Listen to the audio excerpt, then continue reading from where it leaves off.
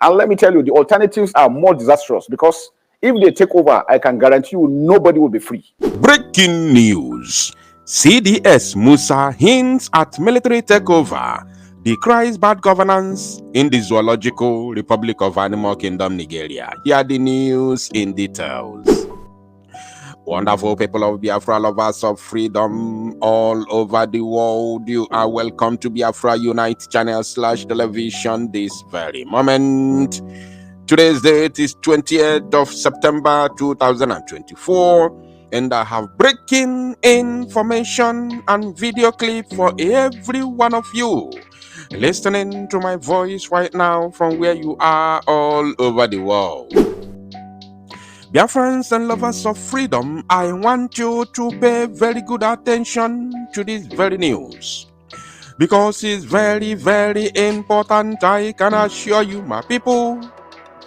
The Chief of Defense Staff of the Zoological Republic of Animal Kingdom, Nigeria, Christopher Musa, has decried the bad governance in the Zoological Republic of Animal Kingdom, Nigeria under Mohammed Tinubu. Right now, he has hinted the military takeover, which everybody is already expecting in the Zoological Republic of Animal Kingdom, Nigeria. So without further ado, I want us to watch this very interview from Arise News Television that he granted this very morning. And after that, we will analyze it properly.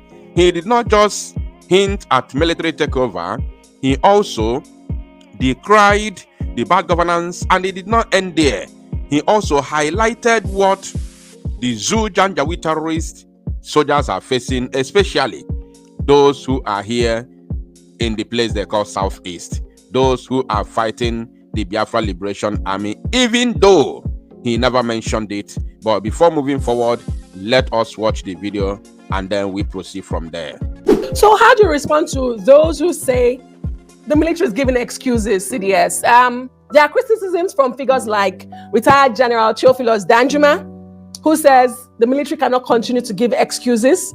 There are criticisms from individuals like the Zamfara state governor, who says, you know where the bandits are. But as a state governor, he's limited. And so the federal government should do that. I mean, you answer to the federal government. So if you do know where the bandits are, like the Zamfara governor claims, and that there should be no excuses, like retired General Theophilus Danjuma is saying, how do you explain to Nigerians that these are not just excuses you are giving? Well, we know that the armed forces of Nigeria is highly professional. We will never give excuses. We are only telling you the realities on ground. It's not an excuse that the whole network is 200 and something thousand square kilometers. It is massive. You need a lot to be able to address those issues. And then the worst part of it is that people need to understand fighting insurgency is not like conventional warfare. Conventional warfare, you know the enemy. Insurgency, you don't. That person that you think is innocent and doesn't have anything is the person that really want to kill you, is the one doing these things. Now, we know that they are in Nigeria. Where in Nigeria is another thing. Most times, because of the vast nature of the area, once people see them at a particular area, before the information is relayed to us, sometimes takes 4 or 5 hours, sometimes 24 hours. These guys are mobile. And because most of that area that you see is covered by forest, so by the time they go under the forest, even your surveillance drones cannot see them. So it takes a lot. And because they don't remain at a particular land, they are always moving. That's where we are seeking for the support of the individual, because people see them. And as soon as they see them, once they report that, we'll be able to take action immediately. Now, don't forget, fighting asymmetric warfare, military role is just about 20-25% of the solution.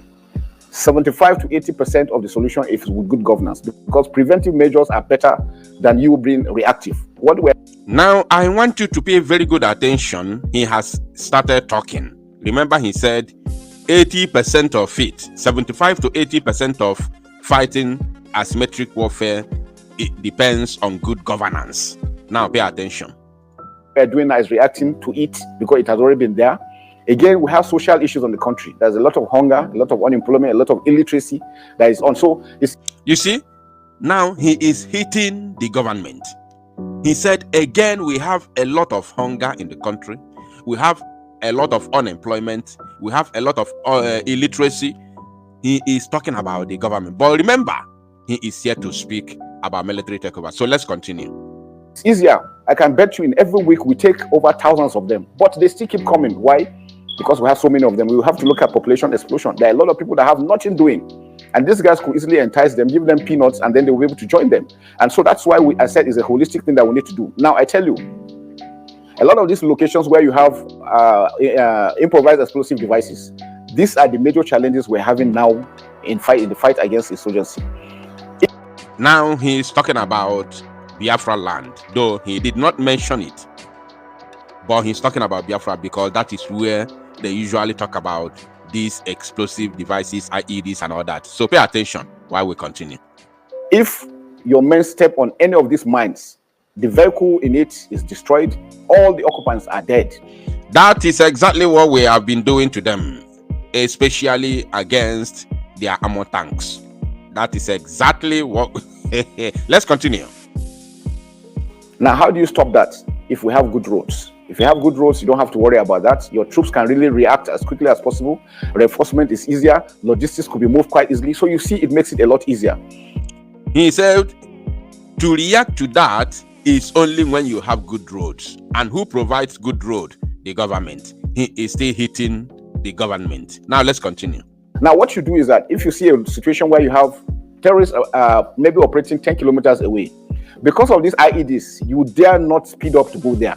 If you do that and you step on any minefield, you are gone. We do not have those modern IED, counter IED equipment that could detect, probably using drones across. So what we have to do, we have to go on foot and cover every inch of the ground. So you can imagine trekking, scanning every inch of the ground for 10 kilometers. How many hours will that take you to? But men, the troops are doing the best they can. And I can guarantee you, we are committed. We'll continue to do what we're doing. And with the support of every Nigerian, it's important. And that's why I need to call on Nigerians. I've had a number of times people insulting members of the armed forces or the security forces. I think nobody will be happy with that. We are humans. We deal with the morale of the mind. If you are protecting individuals and you get those insults, it discourages you from wanting to do more. And that's why it's important for people to know that these guys have families. They're equally Nigerian. They will have been in their homes, at home, sitting out with their families. Some have not seen their families for months. Yet, whether it is raining, whether it is dust, or from wanting to do more, members of the armed forces or the security forces, I think nobody will be happy with that. We are humans. We deal with the morale of the mind. If you are protecting individuals and you get those insults, it discourages you from wanting to do more. And that's why it's important for people to know that these guys have families. They're equally Nigerian. They will have been in their homes, at home, sitting out with their families. Some have not seen their families for months. Yet, whether it is raining, whether it is dust, or whatever the situation is, they are sitting down there, they have sworn to an oath to stay awake so that Nigerians could sleep. I think the least we could do is to support them. If they make mistakes, yes, let's bring it, but let's not insult them. And I think that's a wrong thing for people to do. So I want to appeal to Nigerians. Let us come together, support them, because without them, all of us sitting there in our homes, eating and drinking, it's not going to be possible. And let me tell you, the alternatives are more disastrous, because if they take over, I can guarantee you nobody will be free. So, did you hear that? That is why I was waiting for him. He said that the alternative is very, very disastrous, because if they take over, if the military take over, nobody will be free. Did you hear that? I have been hammering on this. I have been telling the whole world that Musa is gearing up to take over the rulership of the Zoological Republic. How many of you remember? Even not quite long ago, just a couple of weeks or months ago, I also talked about it.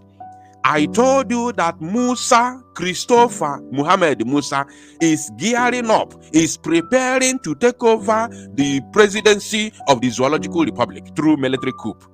Although he is not the one that will actually carry out the coup. The younger soldiers will carry out the coup under his supervision. But during this time, both during the planning process, which is ongoing as I'm speaking to you right now, which has begun very long time ago, during the planning process and during the time to carry out the action, Musa will be completely omitted. He will be removed out of the picture. But immediately they succeed in doing this, Musa will come and take over the power, because it is well planned. The only problem they are having is Labaja. I'm telling you, the only problem they are having is Labaja, because Labaja is on the side of Tinubu. Labaja cannot allow military takeover, but Musa and his boys are seriously pushing for military takeover. How many of you remember how many times I have been talking about this? And I have even went further to tell you that Musa is preparing to take over in the Zoological Republic. How many of you? I want you to comment in the comment section if you are following and if you keep history. I want you to let me know in the comment section. So let's continue. Let me tell you, the alternatives are more disastrous, because if they take over, I can guarantee you nobody will be free. So it's very, very important, and that's why I want to make that very clear for Nigerians to understand that because you have your sitting down in your comfort and enjoying yourself, you think those guys don't matter. They have families. If you go to hospitals, you see some of them amputated. Some have died. What happens to them? Always remember, put yourself in there. All right, you have seen it. And remember when he calls on the Nigerians to support the so-called armed forces. Of course, when you say armed forces, he's talking about the Nigerian terrorists. When he calls on the Nigerians to support them, he is talking to Nigerians, not Biafrans. He is talking to his own people, Nigerians, not we the Biafran people. Because if anybody from Biafra land sabotages the effort of the BLA to neutralize these terrorists from our land and regain our independence and freedom, that person, I'm talking to you,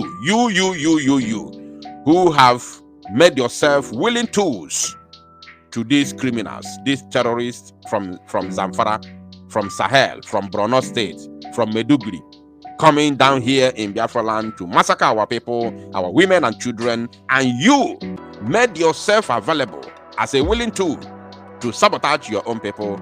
You will pay the ultimate price. In fact, a man, not that you man none of Biafra land to spend the money, but a man none do will spend the other money. Mad people everywhere. Thank you, my people. To salo no mozi akona poto and make it go viral.